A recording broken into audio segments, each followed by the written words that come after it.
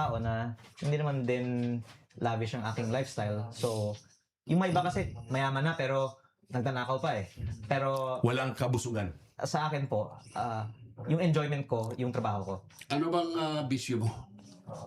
Enjoy po ako talaga sa ginagawa ko ngayon, mang-away sa mga tao. parang tayo nung araw na sa gobyerno tayo, daming kaaway. Tito Mon. Oo. Talagay ng pera? To take a step back po, the reason why I'm advocating on the reform of the budget process because bago akong congressman, humihingi ako ng budget sa DPWH para sa mga lehitimong mga proyekto ng aking distrito at sinasabihan tayong lahat, kulang ang budget. Pero may mga nagbubulong, kung gusto mo ng budget, lumapit ka kay Kong Garjola. Parang siyang may hawak ng alokasyon ng budget ng DPWH, pati DA. Pati distrito mo. Opo, kasi Wow. ibang mga congressman din nagsasabi na yung mga nire-request namin, hindi ina-aprobahan ng DPWH. Pero kung gusto mo ng budget, lumapit ka kay Kong Garjola. Eh, siya ay representante ng CWS party list. Yes, Hindi ko yes, alam bakit yes. siya may hawak ng DPWH at Oo. DA budget. Ibalik lang natin konteksto ulit dito. Ang konteksto dito is that napansin mo na ito.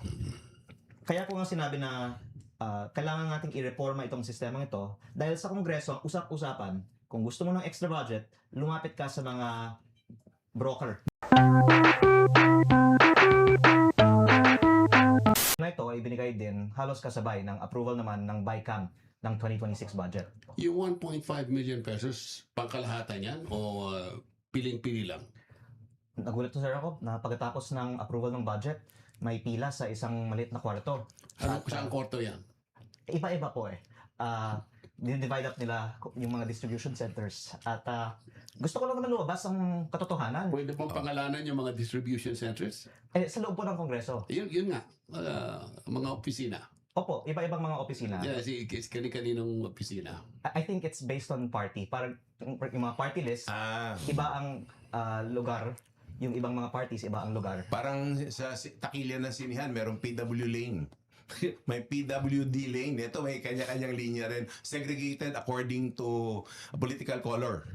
Opo. Kaya maraming mga nagalit sa akin na binunyag ko ito. Pero ako'y bago lang naman dito sa Kongreso. At I feel responsibilidad ko na sabihin yung mga nakikita ko at kung gusto nilang linawin na ito ay additional funding for your Christmas requirements, magandang ipaliwanag nila sa publiko na may ganito para sabi po ni Deputy Speaker Ronnie Puno, may pang Christmas party ng mga barangay captains. Eh baka naman sasabihin ng mga barangay captain, wala silang natanggap na pang Christmas party nila. Mabuti na malaman natin ng lahat saan napupunta yung 18.58 billion pesos na MOOE budget ng Kongreso. Dahil lumalabas po, parang kalahati nito, walang liquidation ng resibo, by certification lang. Kaya parang din siyang confidential intelligence fund ng Kongreso. Okay. Congressman, matanong lang kita. I mean, nag-aaral din ako ng abogasya. Sa amin, pag sinabi congressman ka, you are in legislature, you are doing legislative work, you make laws. Ano yung 2 million na Christmas requirements na yan? Para saan yan? Dahil naman, mahigit pa sa 2 million ang ginagastos ng mga members of Congress tuwing Kapaskuhan. At I'm just advocating for transparency, not to remove these benefits. Yes. And I think they already said it's for the activities in the district. And even, by the way, this January, a lot of congressmen are abroad. I think may mga ibang mga conferences. Baka higit pa sa 2 million ang natatanggap nila pag ikaw ay nasa conference. Baka meron kang travel allowance. The presumption is it's paid for by government. There's actually a breakdown in the GAA of the MOE fund, which includes communication, representation, miscellaneous, and travel. I think there's almost 1.5 billion pesos just for the travel of members of Congress. Representation in the total, let's say, budget for your district. How much is representation, at least, for a congressman in the good graces of leadership? Well, 18.58 billion divided by 318 members is an average of 58.4 million per member. Per member? Wow. I would say that the utilities are justifiable expenses. So there's maybe 10 million per member that goes to the maintenance and operations of the House. Pero yung para sa mga members itself, baka kalahati ng 58 na to. Tapos meron iba pang nasa discretion ng House leadership na ang isang ma-point out ko din, meron din pang professional services, at yung ibang mga consultants ng house na nakausap ko, sinabi nila binabayaran sila ng cash sa supot o sa backpack. At ang lumalabas, Supot o baka sa backpack. galing sa MOOE ang pambayad sa mga consultants, at kasama na rin sa mga consultants yung mga social media consultants. Supot or backpack? Supot, konti lang nalalagay doon. Pag backpack, medyo marami-rami yun. May ibang nagbanggit na baka iba, maleta. Oo, maleta. Iba na meaning na maleta ngayon eh. Pag nakikita ko, Malaki. pag nakikita ko naka-display na maleta dun sa mga malls ngayon, parang iniisip ko, may laman kaya to? Dahil doon sa kay Zaldico. Oo. Oo. Anong tingin mo kay Zaldico? Nagsasabi ba siya ng totoo? Alam niyo sir, ang magandang gawin, tignan natin yung mga proyekto na nasa listahan niya ng 81 billion pesos DPWH by Camp Insertion. Dahil may 4 na proyekto doon nasa sarili kong distrito, talagang existing projects. May tatlong 350 million at isang 200 million na slope protection sa Nasugbu at riverside protection sa Lian, total of 1.25 billion pesos of projects that I can say ay halos 5 times overpriced. Kasi 45,000 per square meter para maglagay ng netting sa bundok sa Nasugbu. Wow. At ang question ko lang, exist, maanomalya dahil overpriced ang mga proyektong ito? Sino ang nagpalagay sa budget ng mga proyektong ito? At sino yung pumili ng kontraktor at kumuha ng di umano'y kickback? Kaya kalimutan na po natin na galing kay Zaldico ang listahan ng mga proyekto.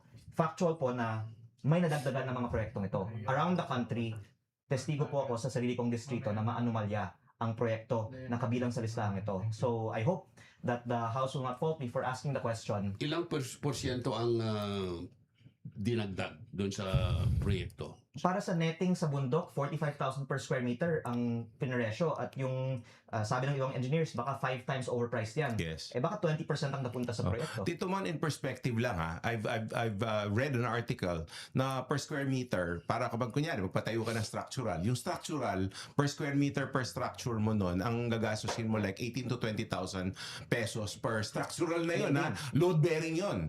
Now for mga interior, 25,000 to 30,000 per square meter, but 45,000 for a netting. Common sense na lang po, talagang magtatanong tayo bakit ganun. Isa pa sir, sa listahan naman na galing sa DPWH ng mga proyekto sa 2025 National Expenditure Program, meron doon nakalagay na 8 billion pesos in projects proposed by OP, parenthesis, ES/SAP. At yung pinakamalaking isang proyekto doon ay nasa sarili kong distrito Office of the President yan. baka kayo OP. po ang makakasagot. Sino si OP? o yung ES o SAP Special Assistant to the President. Hindi, common sense na mga pag pinag-uusapan naman national budget, alam nga naman ang ibig sabihin ng SAP, yung computer budget sa yung computer company na ganun, di ba? Tsaka yung ES, anong ibig sabihin nun? National budget pinag-uusapan. Tsaka, are you referring to the Cabral files? Yes sir. So sa 8 billion na mga proyekto na nakatag OPESAP doon, yung pinakamalaking isa, 300 million pesos, ay para sa solar streetlight sa aking distrito, 1,202 pieces at a price of 233,000 per streetlight. So again, it's 5 times overpriced. At ang tanong ko lang, sino ang nakinabang sa pag-overprice ng proyektong ito? That is a fair question. Nakatayo na po yung mga streetlights na ito. It works, it's good for the district, but it's 233,000 Nung per piece. binigay yan sa distrito mo, congressman ka na? Hindi sir, ito ay nasa 2025 budget approved Oo. before I became congressman. Yes. Oy, okay. Pero hindi po ito galing sa inisyatibo ng congressman kasi sir, ang congressman may allocable. Sa first district ng Batangas, 1.373 billion taon-taon. Pero lumobo sa mahigit 5 billion pesos yung budget ng aking distrito sa 2025, at yung karamihan nga ng mga insertions na ito ay hindi galing sa congressman. Sino naglagay doon? Yun nga lang po ang tinatanong ko. Pero ang lumalabas, 1.25 billion nasa listahan ni former Congressman Zaldico, tapos 300 million nasa listahan ni Yumaong Yusek Cabral para sa OPESAP. May mga kung ano-anong mga nakasingit dito. At yung isa, tamang-tama po, kakarating lang ang printout ko, ng mga projects na ipinasok ni Congressman Edwin Garjola. Ayon sa aking mga research, dahil Ito yung 146 projects. yes sir, I have here something I'm gonna post on Facebook actually in a few hours, but I can Dami niya na. discuss it here Dami. first. Oo. Ang mga proyektong ito ay lahat nakatag in a way that they all ended up also being awarded Ito ba to yung companies. Cabral files? Yes sir, with links to Congressman Garjola. At ito po ang ipinakita ko sa ICI at sa Ombudsman noong November dahil nagtaka lang ako bakit August 2024 ang file na ito pero in 2025 halos lahat ay na-award sa mga kumpanyang may kaugnayan kay Congressman Garjola. Kaya ko po ito sinasabi dahil 514 million pesos of these budget items are in my district. And Congressman Garjola asked me for help for the approval by the local government of these projects in Tui, Batangas. On the third page po dito, or fourth rather, nakalagay dito, 4 road projects in Tui, Batangas by Redicon Trading. Ang punto ko po ay nasa August 2024 list pa lang ng DPWH ang mga proyektong ito na a year later na award kay Cong Garjola. Ibig sabihin, siguro hindi by coincidence na na-award kay Cong May Garjola, long-term planning. pero may pre-ordering. May planning na talaga. Hindi mo lang binibili yung proyekto pag approve ng budget. No. May mga usapan, baka yung contractor pa ang nagpapalagay sa budget. In context po, para po sa ating nanonood dating dito, pag sinabi mo Congressman Garjola, are you referring to the CWS party?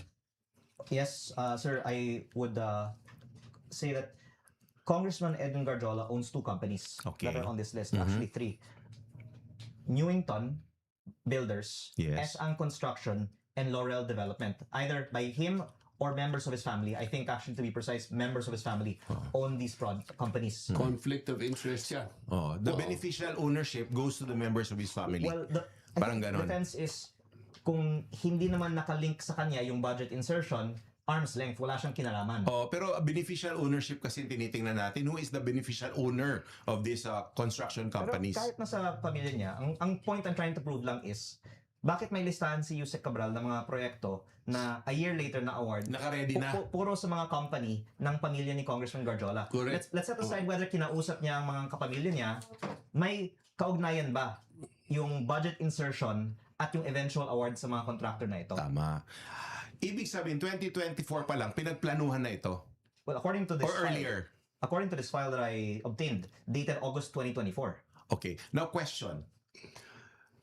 Maraming kritiko ngayon, for some strange reason, rather than be happy with an expose from you, no?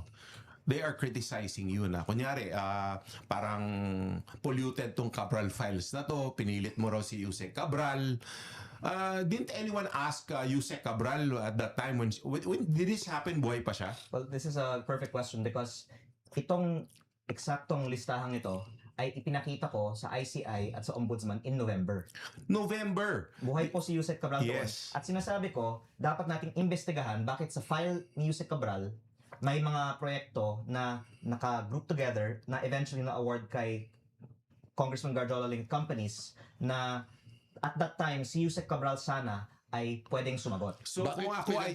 bakit pag pinagkatiwala ni Yusek Cabral yung files sa iyo? Actually sir, nung June 11, una kong binisita ang kanyang opisina at nagbigay siya sa akin ng explanation ng kanyang high-level budget allocation formula. At nagsulat din po ako asking for the budget per district. At nung pumasok si Official Secretary Vince, communique ito. yes sir, Okay. at nung pumasok si Sec Vince sa DPWH on September 1, naisip ko na magandang pagkakataon nito to try again dahil si Sec Vince ay para sa transparency. Yes. At mula September 4 hanggang December, nasa akin ito, alam po ni Sec Vince, at nung November pa nga, sinabi ko sa media, meron akong listahan ng pre-ordering di umano ng mga kumpanyang konektado kay Congressman Garjola. At buhay pa si Yusek Cabral noon, wala naman nagsabi na hindi ko dapat ilabas yan. Pero for some reason po, nung Desyembre, nung uminit na ang diskusyon tungkol sa mga files ni Yusek Cabral, lumabas na po ang mga aligasyon na kahit na may CCTV kami na maayos kaming maglalakad sa opisina, Nakita ko yun. hindi naman daw authorized ang pagbibigay nito sa akin. Pero ang gusto ko lang linawin ng po is November ko pa sinasabi sa publiko. na sa Haven't akin you ang files na ito. haven't you confronted Congressman Guardiola on this? Actually sir, 3 months hindi ko siya nakita sa Kongreso. Pero nung nakita ko siya December 1, 3 months. nag-selfie nga kami, di ba? 3 months. At yun ay dahil marami akong mga gusto ngang tanungin sa kanya. Pero hindi na niya ako sinagot matapos ng aking mga in-upload tungkol sa kanya. Oh, ibig sabihin na wala siyang sagot sa iyo na nung mga katanungan mo. Ang dami-daming kuwan na dito. Actually, sir, Hindi mo siya tinanong na parang hindi ba nakakahiya na congressman ka pagkatapos ikaw rin yung contractor? well, August, May, June, July, August, and April, kinausap niya ako tungkol sa mga proyektong ito dahil humihingi siya ng tulong para sa implementation at magpa-park pa siya sana ng karagdagang mga proyekto sa aking distrito. Pero By part ka, anong ibig sabihin na maglalagay ng pera? to take a step back po, the reason why I'm advocating on the reform of the budget process because bago akong congressman, humihingi ako ng budget sa DPWH para sa mga lehitimong mga proyekto ng aking distrito at sinasabihan tayong lahat, kulang ang budget. Pero may mga nagbubulong, kung gusto mo ng budget, lumapit ka kay Kong Garjola. Parang siyang may hawak ng alokasyon ng budget ng DPWH, pati DA. Pati distrito mo. Opo, kasi Wow. ibang mga congressman din nagsasabi na yung mga nire-request namin, hindi ina-aprobahan ng DPWH, pero kung gusto mo ng budget, lumapit ka kay Kong Garjola. Siya ay representante ng CWS party. Yes, Hindi ko yes, alam bakit yes. siya may hawak ng DPWH at Oo. DA budget. Ibalik lang natin konteksto ulit dito. Ang konteksto dito is that napansin mo na ito. Kaya ko nga sinabi na kailangan nating i-reforma itong sistemang ito dahil sa Kongreso, ang usap-usapan, kung gusto mo ng extra budget, lumapit ka sa mga broker. Balikan natin Ng yung mga DPWH. construction companies na pumasok sa distrito mo na supposedly pagmamayari ng beneficial ownership ng mga kamag-anak ni Kong Garjola na supposedly legal kasi arm's length. Arm's length, ibig sabihin, hindi konektado sa kanya. Pero bakit siya nakiusap sa'yo na i-proceed yung mga budget na to kung hindi to totoo? Well, except if you can prove nga na yung budget insertion ay galing sa kanya at yun ang kahalagahan ng files ni Yusek Cabral at ng iba pang mga files ng DPWH para ma-link natin na hindi lang nagkataon na na-award sa mga kumpanya ng pamilya ni Kong Garjola ang mga proyektong ito, pero yung nagpapondo ng mga proyektong ito mismo ay si Congressman Garjola. Kung sana investigahan ito ng DPWH, ICI o Ombudsman. Kailan po lumapit sa inyo si Congressman Garjola for these projects to happen? Actually, nung May, pagkatapos ng election, humingi na siya ng tulong para sa approval ng na-approve ng budget pero hinaharang ng LGU Was kasi this in your house or hindi sir.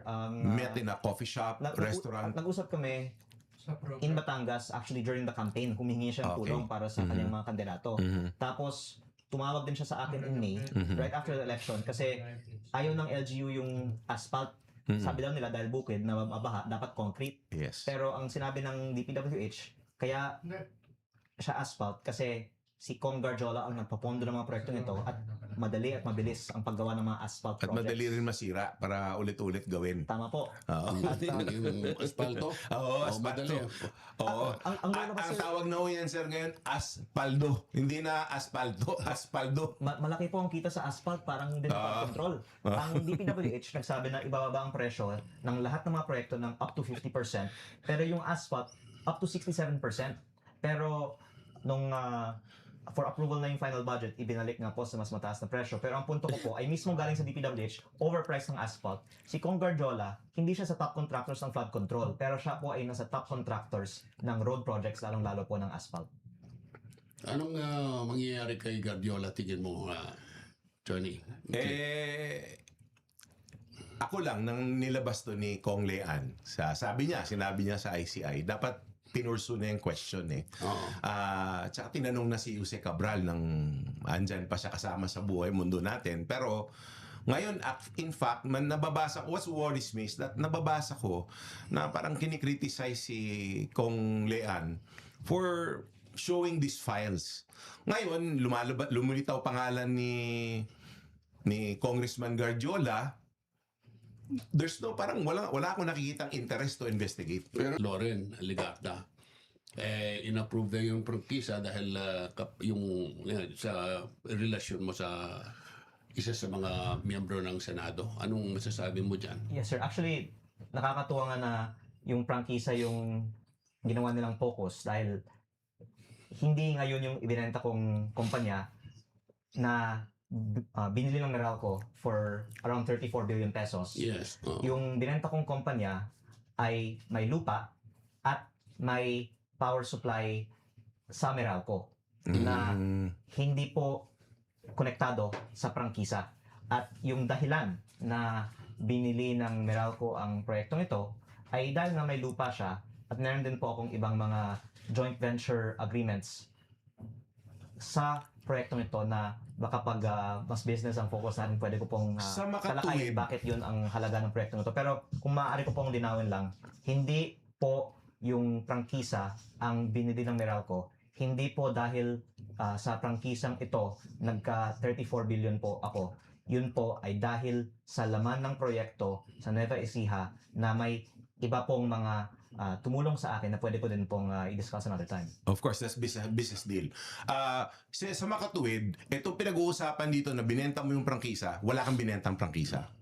Wala po. At Correct. again, I'm just being careful Yeah. on Of course. the statement, of course, is from a very respected person. Yes, who, of course. I would not want to I'm curious contradict lang, him why directly. is he interested on this one? Is it, hindi naman, this is a private deal? Bakit maging interesado ang taong very respected na ganong klase? Magtatanong si OMB Ombudsman Rimulya on this private deal. Well, yung iba pa kasing mga statements ay tungkol sa Cabral Files. Na ang sinabi ko, November ko pa pinakita ito sa ombudsman at baka ang feeling ng iba, ang insinuation ko, hindi nila ginagawa ang trabaho nila. Na alam ko naman, napakarami silang trabaho. Kaya mabilis na nga ang aksyon ng gobyerno ngayon kumpara sa mga nakaraan na taon-taon, dami pang mga nakapile up ng mga cases. At least ngayon, kung paano, may progress tayo in just a few months. Pero I hope that they don't feel that I'm personally Attacking them. criticizing their work. But actually, I want to help them in case build-up on Congressman Garjola. At kung pwede ko pong linawin, kung iisipin ko ang kapakanan ko, dapat manahimik na lang ako. Correct. At kung sino po yung nag-iingay, sila nga po ang iniimbestigahan. At baka hindi pa bibigyan ng mga incentive sa Congress. Pero sa akin po, I just don't want to not do my job and be a waste of a seat in Congress. Kaya even if it is against my financial interest, inilalabas ko po ang mga alam ko tungkol sa mga DPWH projects na ito. So in your perception and probably the perception sa mga nanonood sa atin dito, parang in retaliation nito na parang since akala nila they were alluded to na hindi nila ginawa ang trabaho nila, ito na ngayon ikaw pa yung tinira. Para bang ikaw nga to ang dami mong ginagawang kalokohan, nagbenta ka ng prangkisa, parang ganun ang I dating. would like to let other people reach their conclusions, but Yeah. at least the statements come alongside statements about my alleged critique of their performance on the DPWH investigations. At sa akin naman po, I'm not intending to critique. Yes. I'm intending to help. Yes. Kasi nga, November, binigay ko po sa kanila ang listahang ito. At kung may gusto pa nilang malaman mula sa akin tungkol sa mga proyekto ni Congressman Garjola, sana yun po ang magiging focus ng ating mga talakayan at hindi yung iba-ibang mga issue. Dahil I think ang publiko ay naghihintay din na may malaking isda di umano na Tama po yun. mahuhuli. Bakit si Guardiola napaka Prolific ang pangalan. Prolific. Yung unang-unang kay Gloria.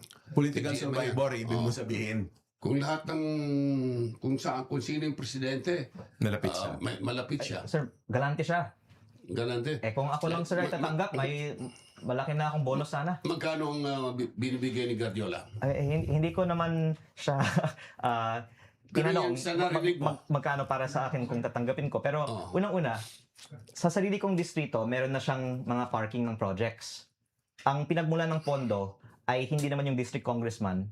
Pero kahit na walang gagawin ng district congressman para lang payagan na mag-parking sila ng proyekto sa aking distrito, ang sinasabi daw ay may 5%. Ngayon, kung maglalagay siya ng 1 billion sa aking distrito, ibig sabihin may 50 million para sa congressman for doing nothing.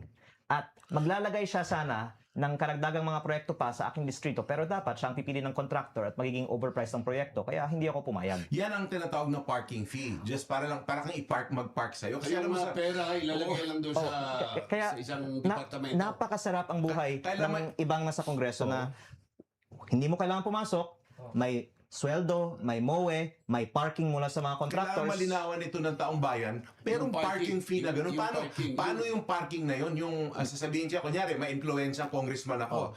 Magpapark ako sa'yo. Paano yun? By the way, ang basehan ko dito ay hindi lang ang mga talakayan namin ni Kong Garjola noon, Oo. pero nagpadala din sa akin ng mga listahan ng mga proyekto na ilalagay niya sana sa DPWH budget ng aking distrito. At ang dahilan na may parking fee kasi ay wala naman pong kontrata na siya ang pipili ng mga kontraktor, pero magpapalagay siya Yung pera.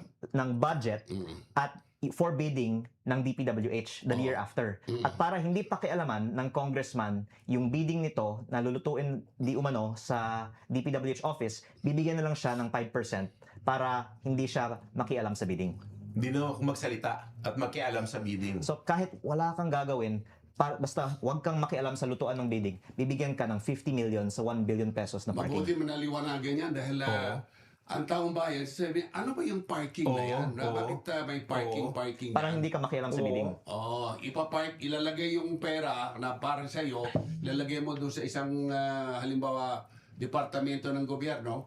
Pagkatapos later on, kukunin mo. Alam mo, parang walang pinagkaiba ito. Parang sindikato yung usapan. I mean, no mention of names, ha? Pero parang kung ganitong sindikato naman talaga yung kongreso. At sir, ito po yung nakakatakot na implikasyon nito. Oo. Lahat ng mga DPWH offices kung saan may proyekto si Congressman Garjola ay maaaring investigahan for bid rigging. At yung mga Bids and Awards Committee, Back Secretariat, Technical Working Group, District Engineer ay imposibleng hindi involved sa lutuan ng mga bidding na sinabi nga ni dating Undersecretary Roberto Bernardo, almost 100% ng mga bids sa DPWH ay luto. So sa listahan ito, may mga proyekto all around the country from Luzon, Visayas, and Mindanao at maaaring tignan din ang status ng mga proyektong ito at questionin kung nagkaroon nga ng illegal actions to obtain the contracts. In which case, hindi dapat limitado lang sa iilang mga distrito ang investigasyon ng DPWH. Ang nakakatakot po, baka kokonti na lang o walang matitira sa DPWH na empleyado o kontraktor kung talagang consistent tayo sa investigasyon. May mga nagsasabi na kaya mo hindi raw binabanatan si Vice President Sara dahil nag-OJT ka kay Presidente Digong nung panahon niya. Actually, sir, maganda kung ilabas na lang ang buong Cabral files para hindi sasabihin na may itinatago akong mga pangalan. Dahil maraming mga nagtatanong, nandyan ba ang mga Duterte? Eh kung wala, hindi ko naman sasabihin na meron. That's the truth. Pero Wala. meron ba? Wala. Walang pangalan ng Duterte sa Cabral files. Tapos sa allocable budget, there's 401 billion pesos allocable to the 253 legislative districts of the country. 4 na distrito, walang allocable sa 2025. Siyempre, 2025 na eh. 4 districts. 2 sa Davao City, 1 sa Davao del Norte, 1 sa Pero Zamboanga City. 2025 yan, panahon na ni BBM eh. Oo. Yung panahon ni Digong, Ang ibig sabihin na walang allocable, paliwanag mo sa ating tao. Ang Pag 2025, 2025 walang allocable, ang 2025 DPWH budget ay may halos 1 trillion pesos. Of which 401 billion ay allocable sa district hati-hatiin congressman. dapat sa mga district congressman. Si congressman ang pwedeng pumili ng mga proyekto. Correct. Tapos yung mga outside allocable, doon po pasok yung parking ng ibang mga proponents. Oo. Pero ang punto ko po about the Davao is zero ang allocable yun ang budget gusto kong sa punto doon. 2025. Ibig sabihin, ang allocable, nag-allocate sila ng pera. Ganito, tama po bang pagkaintindi ko? Nag-allocate sila ng mga budget sa mga distrito ng mga congressman except yung mga districts na hindi popular sa kanila. Hindi Tama ba? hindi ka Davao eh. hindi ka aliado. Kontra ka partido eh. Opo. Pero yung Oo. maganda, sir, ilabas na lang ng DPWH yung mga files mula sa previous admin. Para walang kulang. Walang kulay. May yung Cabral files andyan na nga sa iyo eh. Paano hindi bakit hindi mo ilabas yun lahat? Yan ang tinatanong ng taong bayan. Opo. Unang-una, sir, hinintayan ko ang DPWH na sumagot. Bakit hindi nila inilalabas? At actually, kaninang umaga, nagbigay ng press con si Sec Vince at sinabi niya, ibinigay na nila yung computer sa ombudsman. Kaya si ombudsman na ang bahala at they are doing a forensic analysis. Tama naman ginawa ni Secretary Dizon. Opo. Kaya mas maganda kasi na silang maglabas para hindi nila sasabihin na yung inilabas ko ay peke. Oo. Pero kung hindi tugma ang ilalabas nila sa kopya ko, pwede ko naman pong sabihin. Pero kung hayaan din ako, pwede ko naman din ilabas. Yes. Tapos sabihin na lang nila kung hindi tugma sa kopyang That nila. is fair. That is fair. Give them the benefit of the doubt. Let them bring them out. Di ba? Para kasi transparent. They're really doing their best. Pag kaintindi ko kay Vince Dixon, Pero dagdag ko po do his na best. kung hindi sila kontento na sa 2025 budget, walang insertion ng mga Duterte, ilabas nila yung hanggang 2016 up to 2024 para makita To be natin fair. magkano ang total na insertions. Yung bang Cabral files date back to 2016? Imposibleng walang record ang DPWH ng mga project requests ng mga proponents. Aha. At ang lumalabas po ay syempre, malaking halaga ang pinag-uusapan, bilyon-bilyon. Kaya nakasulat sa DPWH sino yung nagpalagay ng bawat line item sa budget. Imposible. Naka-footnote, yung nakasulat sa gilid. Naka-spreadsheet po. Yung nakita natin sa budget Oo. ay yung proyekto. Oo. Pero sa internal files nila nakalagay care of sino. Care of. Yun nga yung sinasabi Kasi, mo. kasi sila din yung pipili ng contractor pag may bid rigging eh. Kung sino may care of. I'm not saying Yeah. sa buong bansa may bid rigging, although that has been alleged. But I'm saying lang na Alleged by Yusek Bernardo. yes sir, may nagpapalagay talaga kung congressman o senator man, pero ang lumalabas nga po, at least 5 cabinet secretaries ayon kay Senator Ping Lacson ay may allocable din sa 2025 budget. Sino Wow. kaya yun?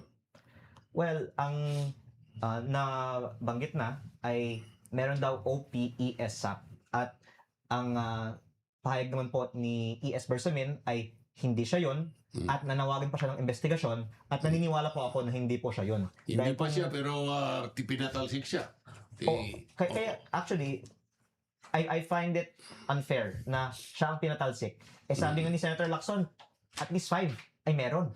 Now, si Sa Lagdameo ay nagpahayag din na hindi din siya yon. Oh. Kaya kung hindi silang dalawa yon, Kasi kung maganda. Tingnan natin sino yun. Parang may tatlo pa kasi Parang naalala ko yung nung bata tayo, yung pag may umutot walang umamin. Yeah. Di ba? Parang ganun ako nangyayari ngayon.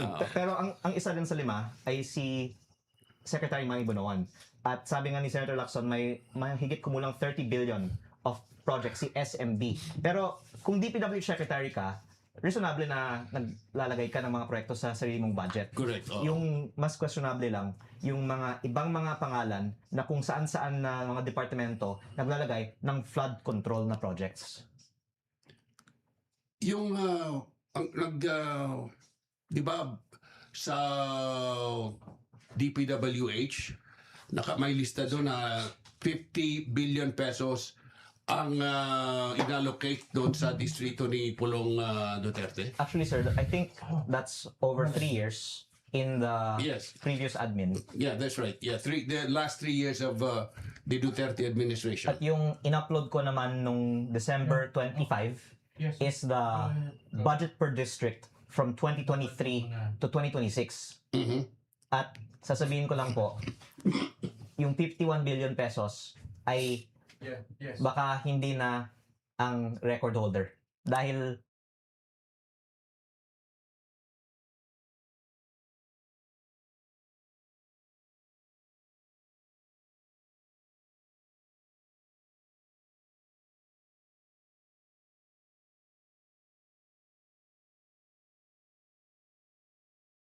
ng bawat distrito. I'm not accusing anyone of corruption or calling for any budgets to be removed. I'm just asking for transparency and the sharing of Pwede pa information ulit. to the public. Congressman, may tanong dito sa live.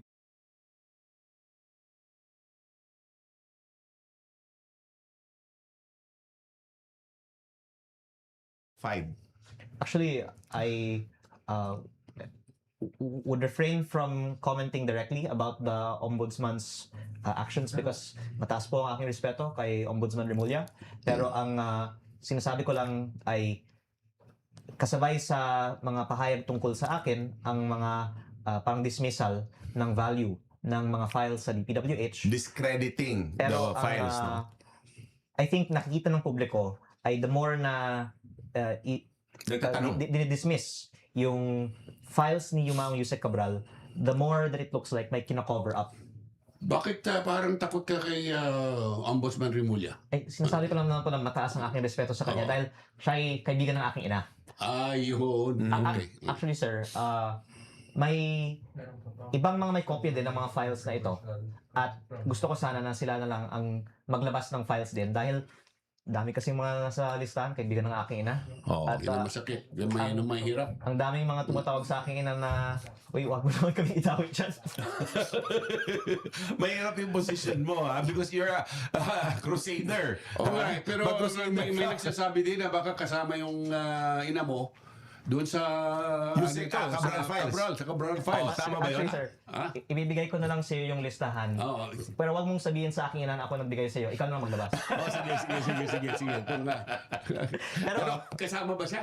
For the record, sir, lumabas na rin po ito kay Katunying dahil may kopya din siya ng Oo. BICAM insertions ng 2025. Mm.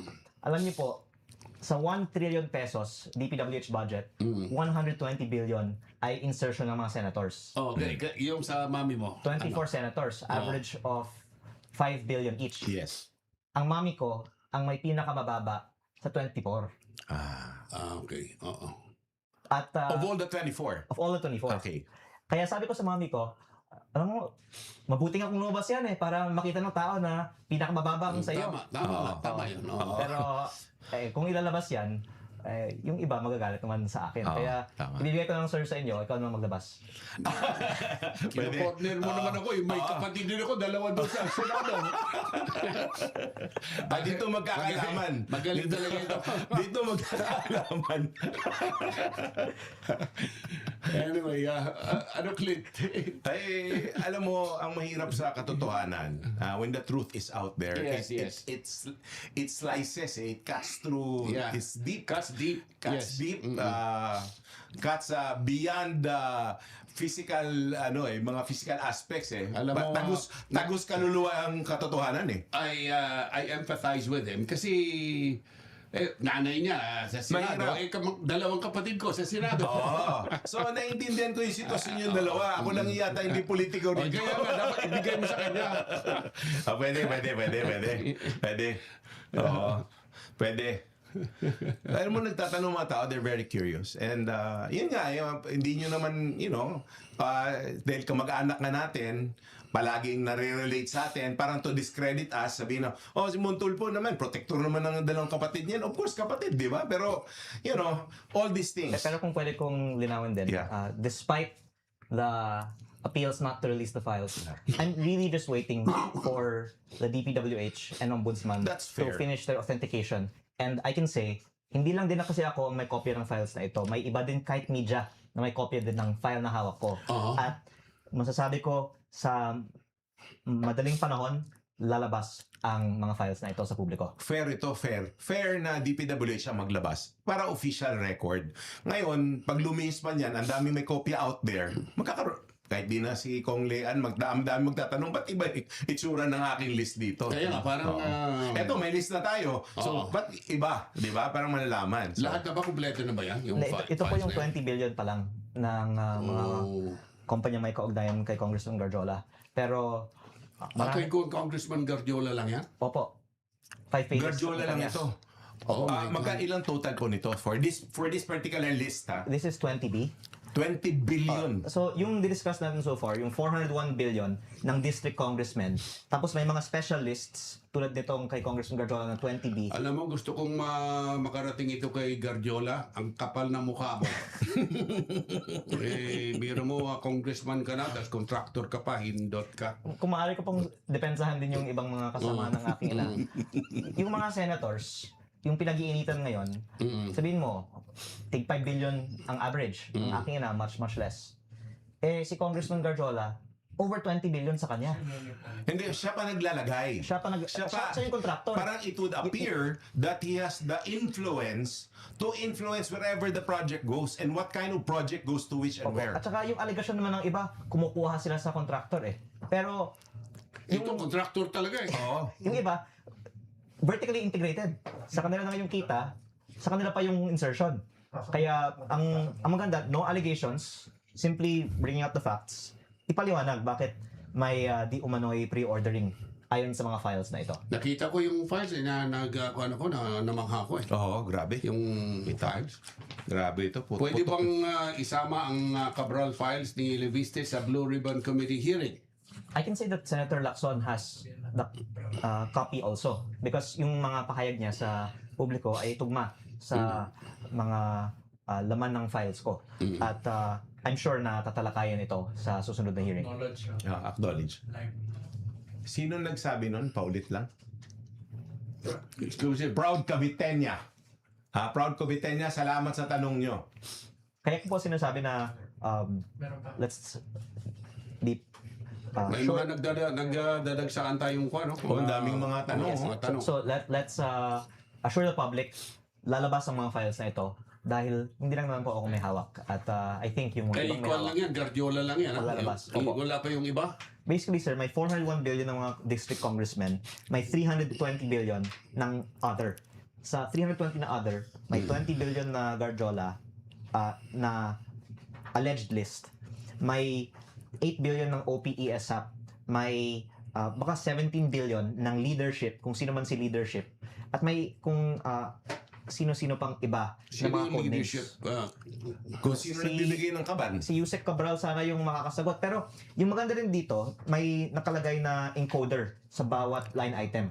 At may iba naman na din na nagpahayag na dapat isupina ng Kongreso yung mga files, pati yung mga encoders para sagutin sino si leadership, sino si OPESAP, at ang ibang mga codenames na nasa file na ito. My problem with what you said, Congressman, was that kung ang Kongreso din mismo ang magsasabina ng mga files na to na considering na marami sa congressman involved sa issue na to, parang nakakawala ng credibility yung investigation. Ang problema, sir, sila lang may power of subpoena eh. Yan ang, Pero yung maganda, may Kongreso, may Senado. alam mo, I think Congress has to restore the integrity of the institution. Pero yung Blue because- Ribbon Committee is doing its job. Yes. At magaling, sir, yung I Vice Chairman pray. ng Blue Ribbon Committee. Yung Blue Ribbon. Napakagaling, sir, ng Vice Chair ng Blue Ribbon Committee. Teka, mahirap na yun. Yung chairman, si Lacson. I have misunderstanding with Ping Lacson, but he's doing well. Opo. Ganun tayo. Pero si, Tiwala na lang tayo na habulin nila yan.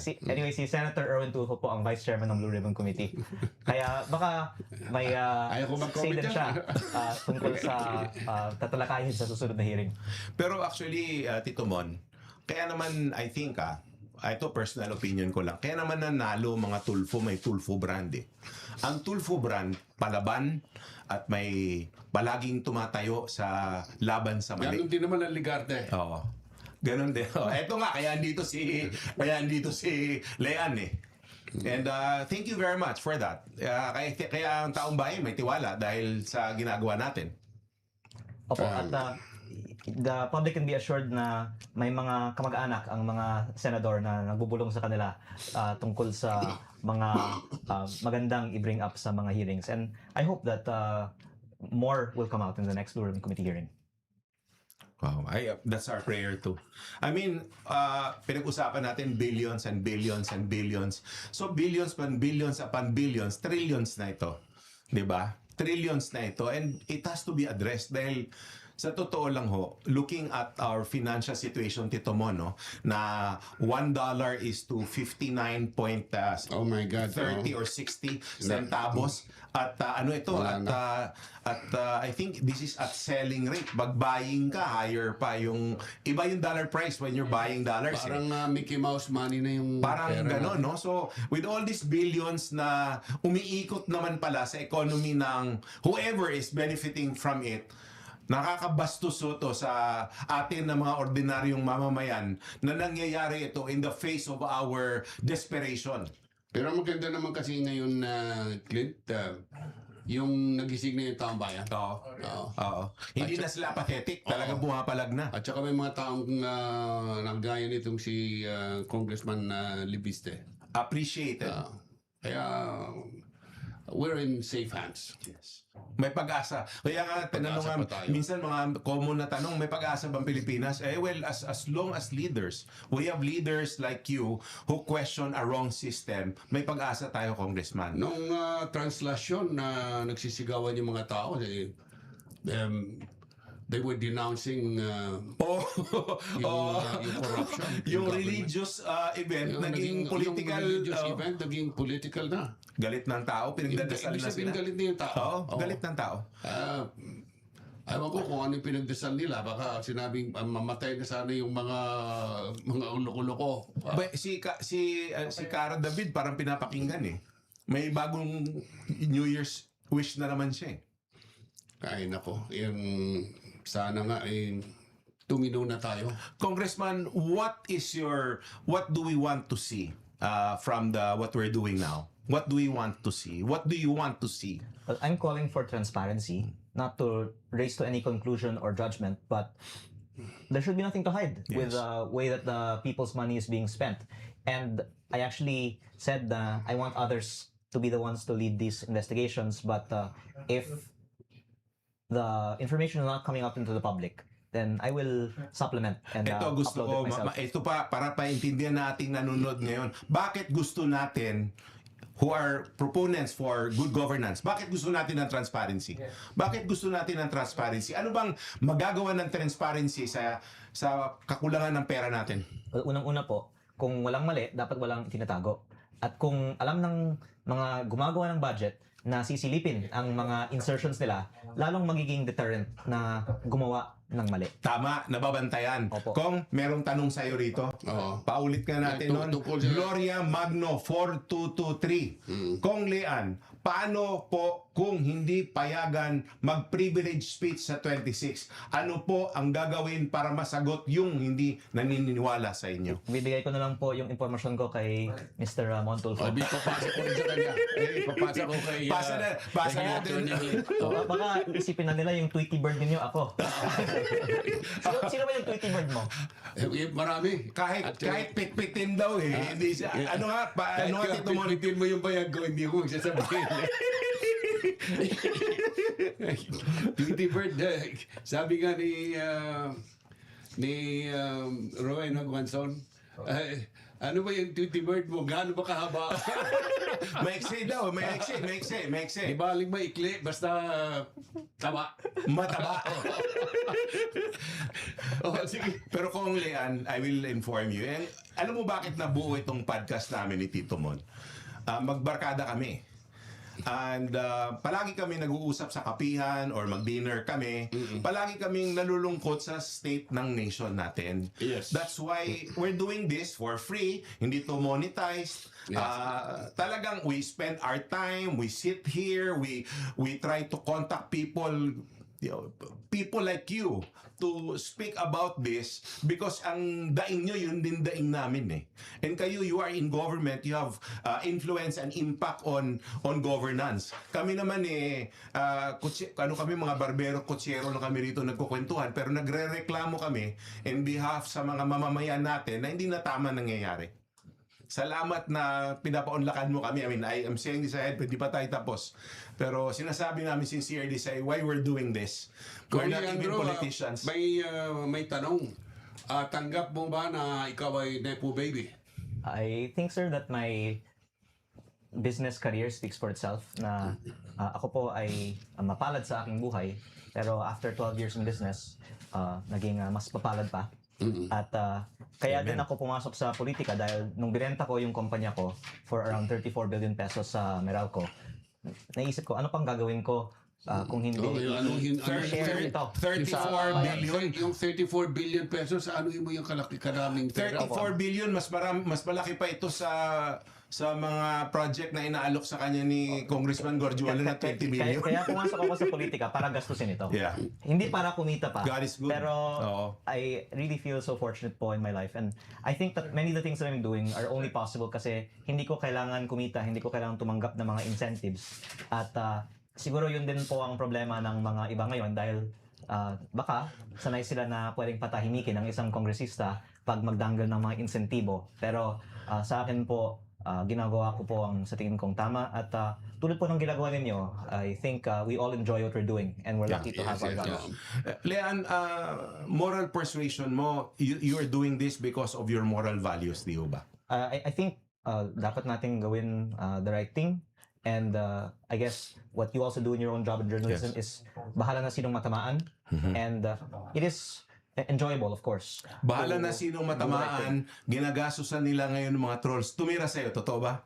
Opo, at actually, I think also you enjoy pag may conflict at clash. Siyempre, kailangan.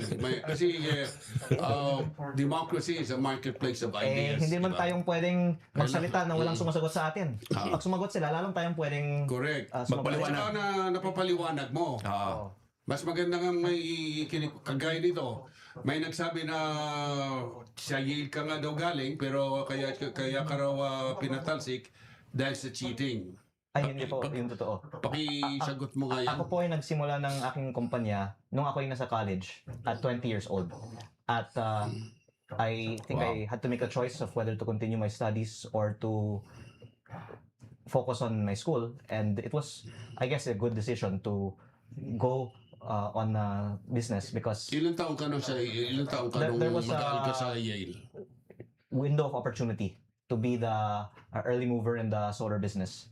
I was 20 years old po when I started my company. And then at 21, nag-full-time po ako after 1 year of studying simultaneous Sir, to do merong business. tanong sa'yo, Congressman, sorry. Nimrod Domingo, 5440. Totoo ba yung binibintang ni Rimulya about sa solar company na binenta ni Liviste? Nasagot na to earlier. Nasagot Sagot natin na yan. kanina, pero Nasagot na kung yan. pwedeng ulitin po, ang Meralco po ang nagpahayag na yung binili nilang kumpanya walang kaugnayan sa kumpanyang may prangkisa. Hindi ito pinag-uusapan. Ito ang binenta ni Kong Lian, hindi itong kumpanya na tinutukoy ng ating kagalang-galang na ombudsman.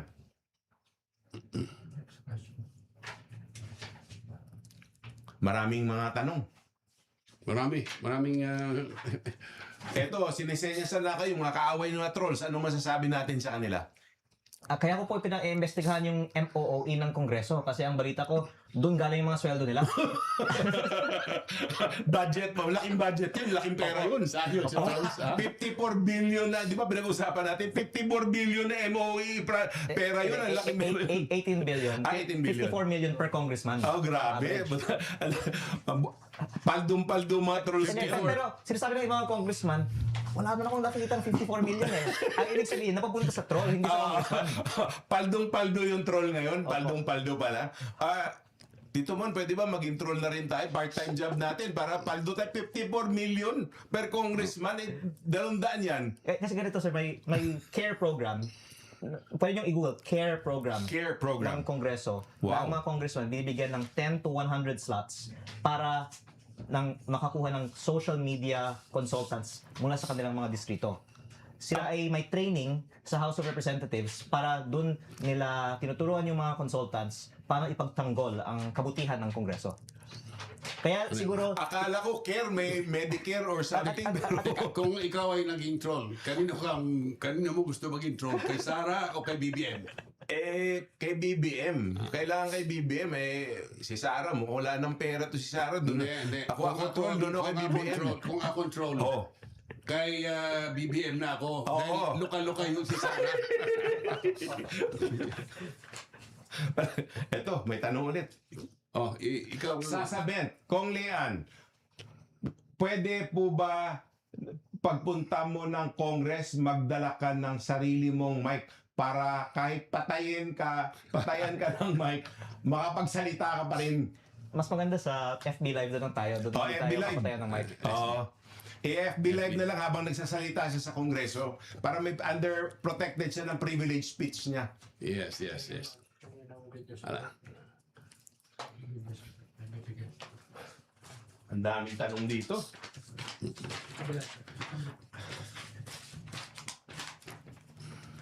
Yan ang maganda sa live, ano?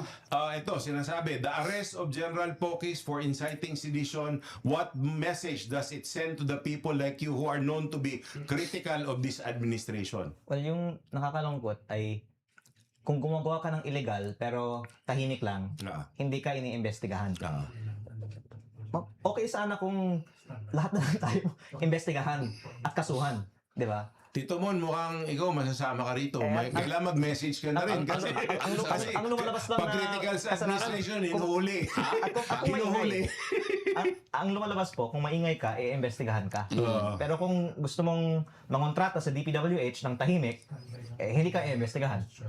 Totoo nga yan. Mabuti na maging contractor na lang tayo. Gusto ko maging kagaya ni Guardiola. Ganon. Oo. Huwag tayo maging social media troll, maging contractor na lang. Oo nga, sabagay. Oo. Tayo pang pipili kung saan mapunta yung proyekto, sino nga hawak ng proyekto. Basta kailangan magaling ka lang magsabi, Congressman, umupo ka na lang, sit back and relax, may 5% ka galing sa akin. Meron Galing isa nun, ding congressman, bukod kay Guardiola, na kung sino yung nakaupo, ay dikit siya. Yung tiga Pampanga, si... Dong Gonzales. Yes, Oo, yes, magaling that's right, din yeah. na politiko yun. Bawat administrasyon, malapit po yun. Magaling na politiko yun kasi, in politics, kaibigan lahat. Kaibigan lahat. Yung nakakatakot kasi, sir, para sa Kongreso, sa nabuksan na flood control investigations, kukunti lang ang walang kaugnayan sa flood control. Kaya anong mangyayari kung maging consistent tayo? Wow. At lahat na may kaugnayan sa flood control ay maimbestigahan. Paano ng Kongreso? Ang tanong ko dyan, bakit halos lahat ay by flood control? May mga lugar naman na hindi binabaha. Opo, pero kung saan konting tao pero maraming bundok, doon din bigyan ng DPWH ng malaking budget eh. Flood ng pera yun, Tito Mon. Flood ng pera. Baha ng pera. Kung Lean, can you, ito para seryoso sa amin to, no? Dahil parang right now, ikaw at saka mga ibang congressman na katulad mo, talagang nilalabanan ng sistema. Mabigat ito kasi galing kami pareha sa gobyerno and we know how frustrating it is to fight against a corrupt system. And do you think you can find it in your heart and pledge to this country that you will never steal money from the coffers of government? Well, obviously, every politician will say they will not. But Yes. at least I can say in my case, I don't need to. And makita naman ng mga tao na hindi naman din lavish ang aking lifestyle. So, yung may iba kasi mayaman na pero nagdanakaw pa eh. Pero Walang kabusugan. sa akin po, yung enjoyment ko, yung trabaho ko. Ano bang bisyo mo? Enjoy po ako talaga sa ginagawa ko ngayon, mga away sa mga tao.